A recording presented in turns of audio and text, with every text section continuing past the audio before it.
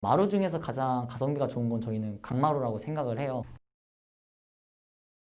안녕하세요. 인테리어 소개하는 남자 박 실장입니다. 오늘은 지난번 인테리어 무엇을 할까 1편에 이어서 나머지 2편, 마지막 편 소개해드리도록 하겠습니다. 바로 본문으로 들어가 보도록 하겠습니다.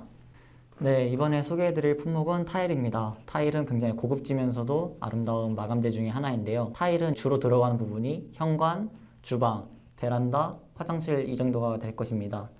타일 같은 경우에는 뭐 동남아, 중국산 이런 데가 가격이 저렴하고 디자인도 뭐 나쁘지 않아서 주로 많이 쓰게 되고, 한국산, 그 다음으로 이태리산, 뭐 스페인산이 되겠습니다. 가격에 맞추어서 원하시는 디자인 타일 선택하시면 될 것 같고, 타일은 주로 크기를 부를 때 몇백 각 이런 식으로 이야기를 합니다. 300각 타일이라고 하면은 300mm 곱하기 300mm 크기의 타일이고, 300에 600각 타일이라고 하면 300 곱하기 600mm의 타일이 크기입니다. 타일은 신경 쓰셔야 될 부분이 크게 많진 않지만 한 가지 정도, 베란다로 예를 들 수 있겠는데요. 요즘에 테라조 타일이 유행을 많이 하더라고요. 600각짜리 타일을 넣고 싶어 하시는 분들이 계셔요. 근데 600각 타일은 사실 물매 잡기가 너무 어려워요. 물이 빠지는 공간이기 때문에, 타일 크기가 크기 때문에. 근데 나는 물매 괜찮다, 물 많이 안 쓸 것 같고 디자인 우선시한다, 그러면은 뭐 600각 타일을 쓰셔도 상관은 없습니다.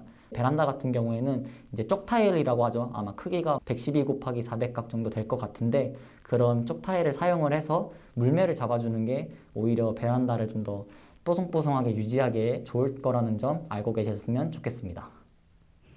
네, 이번에 소개해드릴 부분은 싱크대입니다. 싱크대는 이제 주부들의 자존심이고 또 가장 신경을 많이 쓰게 되는 부분이 될 것 같은데요. 그만큼 가격도 많이 들어가고, 싱크대 같은 경우에는 후드, 개수대 이런 위치가 기본적으로 정해져 있기 때문에 설비 작업을 통해서 위치를 변경하지 않는다면 싱크대가 들어갈 수 있는 디자인이 굉장히 한정적이라고 볼 수 있습니다.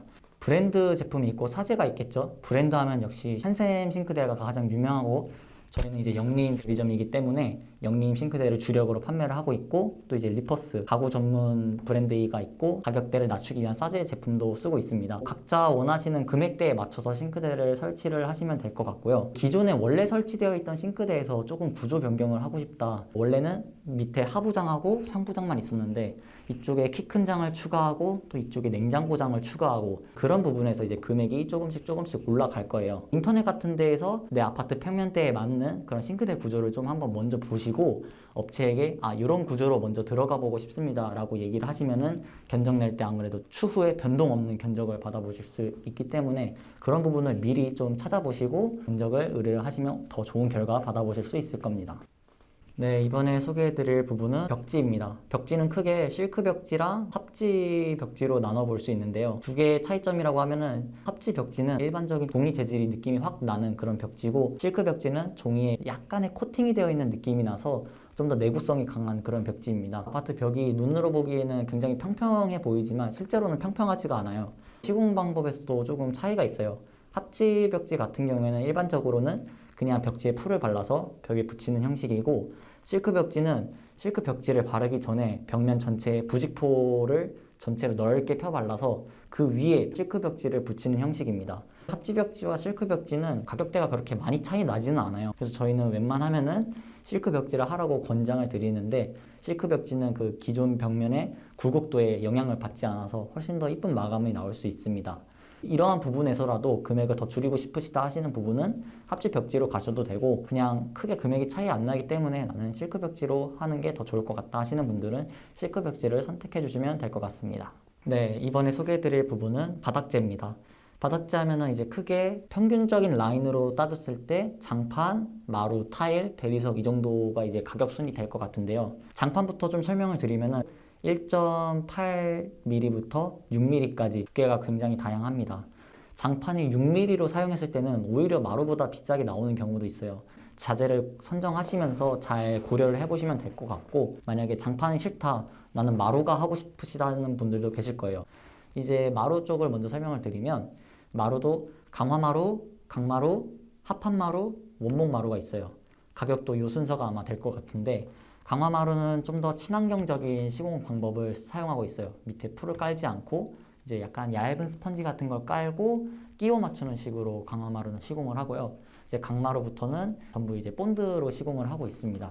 근데 이제 저희는 웬만하면은 사실 강마루를 가장 권장을 드려요. 가성비가 가장 좋은데 합판마루, 원목마루는 디자인은 굉장히 고급스럽고 자연스러운 느낌이 많이 나는 건 맞아요. 그런데 합판마루, 원목마루로 가면은 가격대가 엄청나게 많이 뛰거든요. 강마루보다 내구성이 낮아요. 내구성이 가장 좋은 거는 의외로 강마루입니다. 오염이나 찍힘에 강한 게 강마루이기 때문에 마루 중에서 가장 가성비가 좋은 건 저희는 강마루라고 생각을 해요. 이제 그러한 특징들을 좀 알고 계시고 이 마루 중에서 골라주시면 될 것 같습니다. 그리고 이어서 설명드릴 부분은 타일입니다. 타일하고 대리석하고 조금 혼동하시는 분들이 계셔요. 물론 둘 다 크기는 웬만하면 600각짜리를 바닥에 까는데 타일하고 대리석하고는 엄연히 다른데 타일은 이제 벽면에 들어가는 타일하고 똑같은 시공법을 사용하고 있어요. 타일 밑에 붙이고 이제 매직까지 넣어서 타일과 타일 사이에 하얗게 백시멘트로 이제 선이 보이고 대리석 같은 경우에는 끼워 맞춤이 식이에요. 그래서 대리석과 대리석 사이에 이음매 부분이 타일하고는 다르게 딱 붙어 있다는 차이점이 있고 그리고 무엇보다 큰 차이점은 가격 차이가 어마어마하게 납니다. 대리석을 많이 시공을 못 해봤습니다. 왜냐면은 가격이 크기 때문에 결과적으로 놓고 보면은 타일하고 그렇게 크게 디자인 차이가 안 나요. 오히려 대리석이 디자인이 다양하지가 않아요. 타일은 다양한 디자인으로 제작이 되기 때문에 오히려 대리석으로 처음에 시공하시려다가 가격에 한번 놀라고 디자인이 생각보다 다양하지 않은 거에 마음을 좀 변심을 해서 타일로 시공하시는 경우가 있는데 사실 뭐 마감 품질만 놓고 보면은 둘 다 엄청나게 우수합니다. 그래서 나는 가격에 구애하지 않고 비싸게 하겠다 그러면 이제 대리석 해보시면 될 것 같고 그것보다 훨씬 저렴하게 대리석 느낌 내고 싶다 하시는 분들은 타일로 바닥 시공하시면 될 것 같습니다. 네, 드디어 마지막 전기 조명 차례인데 전기 조명 같은 경우에는 만약에 집에 있는 등이 LED 등이 아니라 형광등이라면 일단 교체를 권장을 드리고요. 만약에 집에 그냥 LED 등이 있는데 디자인도 뭐 그냥 썩 괜찮다 하면은 사실 굳이 교체는 안 하셔도 될 것 같아요. 그런데 이제 디자인도 바꿀 겸 해서 이제 공사를 하시는 경우가 많으신데 그냥 일반 등이 아니라 뭐 레일 등을 달고 싶다거나 아니면은 간접등을 달고 싶다거나 이런 것도 다 이제 전기 조명 작업으로 들어가겠죠. 가장 중요한 거는 전기공사에서 den조 작업이라고 그게 되어 있어야 돼요. den조 작업이라고 하면은 천장을 이제 목공으로 마감되어 있는 경우가 있고 오래된 아파트는 이 목공 마감이 되어 있는 게 아니라 그냥 날바닥으로 되어 있어서 등 위치도 옮길 수 없고 간접등을 넣을 수도 없고 레일등을 시공할 수도 없고 이런 경우가 사실 빈번히 있습니다. 그래서 den조 작업이 되어 있는지를 먼저 확인해 보셔야 되는데 그냥 천장을 이렇게 탁탁 두드려 보시면 알아요. 두드렸는데 손가락이 안 아프다 그러면은 den조 작업이 되어 있는 거고 탁탁 했는데 막 이러면은 이제 날바닥이 되어 있는 겁니다. 날바닥 같은 경우에는 위치 시공이나 이런 게 거의 불가능하다고 보시면 됩니다. 나는 근데 무조건 전기 위치 다 바꾸고 막 레이등 달고 간접 조명 넣을 거야. 그러면은 den조 작업이 들어가야 되는데 이건 이제 목공 파트로 들어갑니다. 배보다 배꼽이 더 커버리는 그런 사태가 나올 수가 있어요. 그래서 이제 den조 작업이 안 되어 있으면은 기존에 있는 위치 그대로 그냥 등만 교체해 주시는 게 사실 금액적으로 가성비가 가장 베스트인 것 같고 천장에 이제 목공 마감 den조가 되어 있으면은 이제 조금 더 업체와 얘기를 해서 조금 자유롭게 변경이 가능하거든요.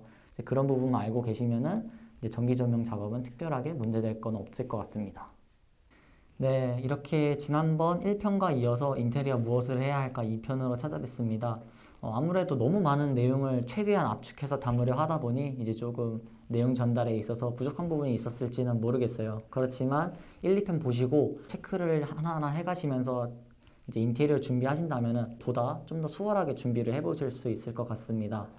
이번 영상도 도움이 되셨으면 좋겠고 더 좋은 영상으로 더 유익하고 쉬운 영상으로 찾아뵙도록 하겠습니다. 도움되셨으면 구독, 좋아요 부탁드리고 그럼 다음 편 영상으로 찾아보도록 하겠습니다. 감사합니다.